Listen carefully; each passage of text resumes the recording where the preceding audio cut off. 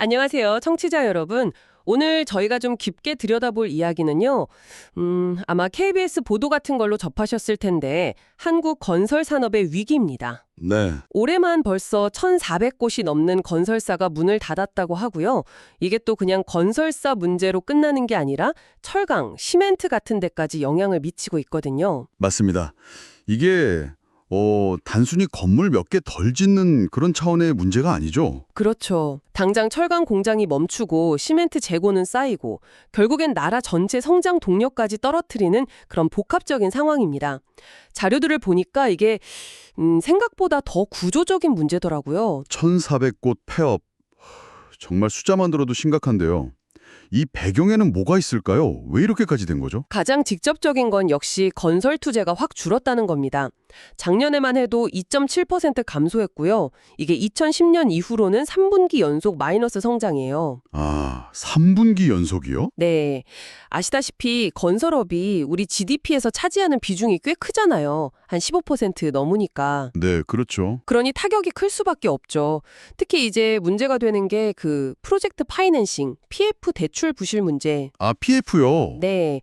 그러니까 미래 수익성만 보고 돈을 빌려주는 건데 이게 꼬이기 시작하면서 악성 미분양까지 계속 쌓이는 겁니다. 심지어 경기도 시흥에 있는 그 시화 멀티테크노밸리 거긴 꽤 핵심 부지인데도 3년째 주인을 못 찾고 있어요. 정말 심각하네요.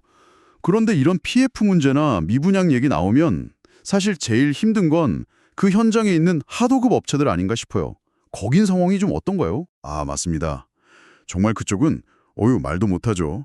심지어는 원청 건설사가 PF 대출 받으려고 하도급 업체한테 연대보증을 서게 하는. 연대 보증이요? 네, 쉽게 말해서 원청이 돈 못 갚으면 니네가 대신 갚아라 뭐 이런 거죠. 이런 식의 이른바 신종 갑질까지 늘고 있습니다. 아, 그건 좀 너무한데요? 그렇죠. 실제로 어떤 중형 설비 업체는 한 90억짜리 공사에 연대보증을 섰다가 원청이 법정 관리에 들어가는 바람에 1,200억 원 PF 대출금 전액을 떠안게 된 그런 사례도 있습니다. 1,200억이요? 공사는 해주고 돈은 못 받고 빚까지. 네, 공사는 다 끝냈는데 분양 대금은커녕 아무것도 받기 어렵게 된 거죠. 사실은 이게 제3자 연대보증은 원칙적으로는 불법입니다만 PF 사업은 또 예외라는 조항 해석이 좀 애매해서요. 이런 문제가 계속 터지는 거예요. 아, 법에 허점이 있군요. 그렇죠. 경남의 대저건설 부도 때도 그렇고 하도급 업체들은 공사 대금 못 받은 것만 해도 8억 원 넘고 일감은 끊기고 정말 INF 때보다 더 힘들다 이렇게 하소연하세요. 야, 이게 정말 건설업계만의 문제가 아니군요. 이 불똥이 연관 산업으로 확 번지고 있다는 거잖아요. 철광이나 시멘트 쪽은 좀 어떤가요? 네, 그야말로 도미노처럼 쓰러지고 있습니다. 철근 생산 2위인 동국제강, 이 회사가 창사 이래 처음으로 인천 공장 가동을 한 달이나 멈췄어요. 한 달이나요? 네, 건설 경기가 안 좋으니까 철근 수요가 확 줄어든 데다 값싼 중국산까지 밀려 들어오니까 가격이 원가 밑으로 떨어진 거죠. 아, 이중고네요. 그렇죠. 동국제강 1분기 영업이익이 작년보다 90% 넘게 줄었다고 하니 심각성을 알 수 있죠. 1위인 현대제철도 이미 지난 4월에 생산을 멈춘 적이 있었고요. 현대제철까지요. 네, 시멘트 쪽도 마찬가지입니다. 국내 최대 시멘트 공장이 생산량을 한 85% 수준까지 줄였는데도 재고가 65만 톤 넘게 쌓여서 그냥 야적장에 쌓아두고 있대요. 65만 톤? 상상도 안 가네요. 그러다 보니 시멘트 운송 트럭 기사님들은 운행 횟수가 절반 이하로 줄어서 트럭 할부금도 못 내는 그런 실정이라고 하고요. 올해 시멘트 출하량은 거의 1991년 이전 수준까지 떨어질 거다. 이런 전망까지 나옵니다. 아, 결국 이게 다 얽히고 설켜서 우리 경제 전체에 큰 부담이 되고 있다는 거군요. 작년 경제 성장률도 사실 좀 기대에 못 미쳤잖아요. 네, 맞습니다.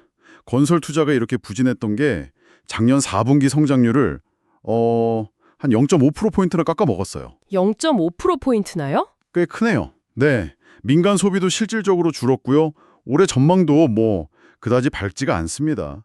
정부에서조차 하반기가 더 어려울 수 있다 이렇게 진단할 정도니까요. 아, 정말요? 네, 이게 결국은 고용 줄고 가계 수입 줄고 그럼 또 소비 위축되고 이런 악순환으로 경기 침체를 더 깊게 만들 수 있다는 우려가 큽니다.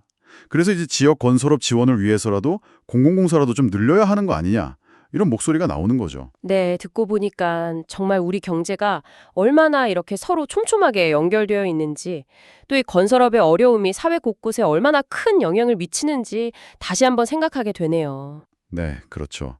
건설사 한두 곳의 폐업, 여기서 시작해서 하도급 업체의 그 고통, 그리고 철강, 시멘트 같은 기관 산업의 위기, 나아가서는 국가 경제 성장 둔화까지 그 연쇄적인 파급 효과를 저희가 쭉 확인한 셈입니다. 처럼 PF 부실 문제라던가 특히 지방의 미분양 문제는 정말 심각하잖아요.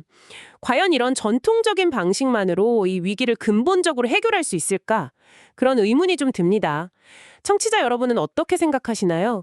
건설 산업과 그 연관 분야를 정말로 좀 안정시키고 미래에 또 비슷한 위기가 반복되지 않게 하려면 과연 어떤 좀 더 본질적인 변화나 접근법이 필요할까요? 한 번쯤 같이 고민해본 문제가 아닌가 싶습니다.